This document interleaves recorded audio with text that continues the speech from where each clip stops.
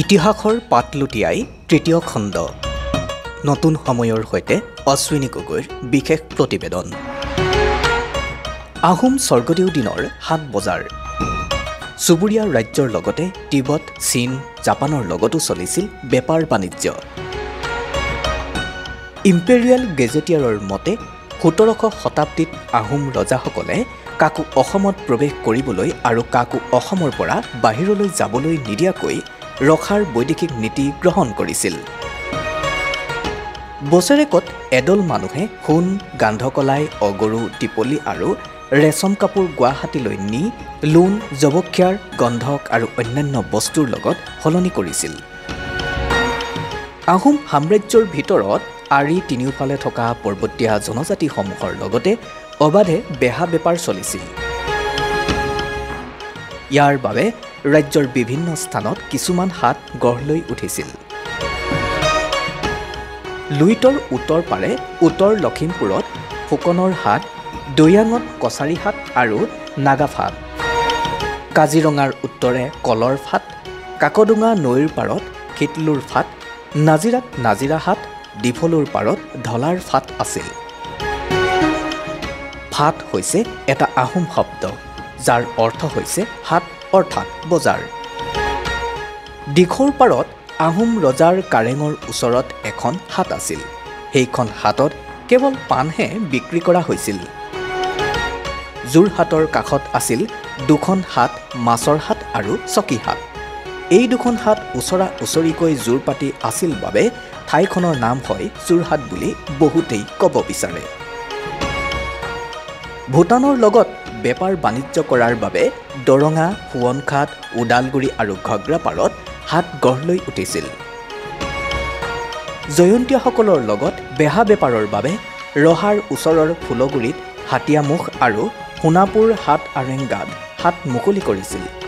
অসমৰ বাহিৰৰ লগত বিশেষকৈ বংগদেশৰ লগত বেহা বেপাৰ কৰাৰ বাবে তেতিয়াৰ গোৱালপাৰাৰ হাদিৰাত হাট মুকলি কৰা হৈছিল। আনহাতে শিৱসাগৰৰ দুবদৰ হাট আৰু বৰহাট আছিল অতি গুৰুত্বপূৰ্ণ হাট। স্বৰ্গদেউ ৰুদ্ৰসিংহই তিব্বতৰ লগত বেহা বেপাৰ চলাইছিল। ৰূপ, তাম আৰু টিন তিব্বতৰ পৰা অসমলৈ আমদানি কৰা হৈছিল। কাঁহ, পিতল আৰু তাম তিব্বত আৰু চীনৰ পৰা অসমলৈ আহিছিল। চিংপৌসকলে ইউন আৰু হুকং উপত্যকাৰ পৰা তাম আনি অসমত বিক্ৰী কৰিছিল। দলিচা, মুগা সূতা, মুগা কাপোৰ, এৰী কাপোৰ, শুকান মাছ, ঊল, সোণ, কস্তুৰী, লোণ, ঘোঁৰা, হাতী, লা, চীন দেশৰ পচম আদি বাণিজ্য হৈছিল। অসমৰ পৰা লা চীন আৰু জাপানলৈ ৰপ্তানি হৈছিল। স্বৰ্গদেউ কমলেশ্বৰ সিংহৰ দিনত অসমৰ পৰা বংগদেশলৈ ৫৫,০০০ টকাৰ লা ৰপ্তানি হৈছিল। লাছাৰ পৰা অসমৰ ফালে চৌনাহাট আৰু জিগনচুৰ হাট। অসমৰ বেপাৰীয়ে চাউল, মুগা, এৰী কাপোৰ, হাতীৰ দাঁত, লো, লা, কস্তুৰী জিগনচুৰ হাটলৈ নিছিল। দুয়োখন হাটত দুমাহ ধৰি হাট বহিছিল। এই প্ৰসংগত ইতিহাসৰ পাত লুটিয়াই চতুৰ্থ খণ্ডত সবিশেষ পৰ্যালোচনা আগবঢ়াম।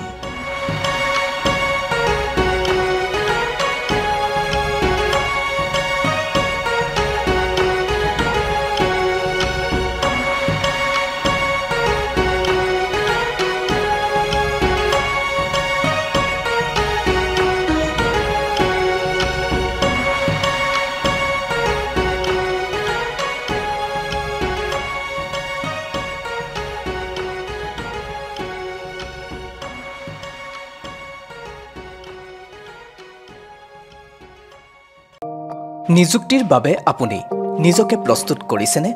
আপোনাৰ সহায়ৰ বাবে অশোক পাব্লিকেশ্যনে প্ৰকাশ কৰিছে কেইবাখনো গ্ৰন্থ।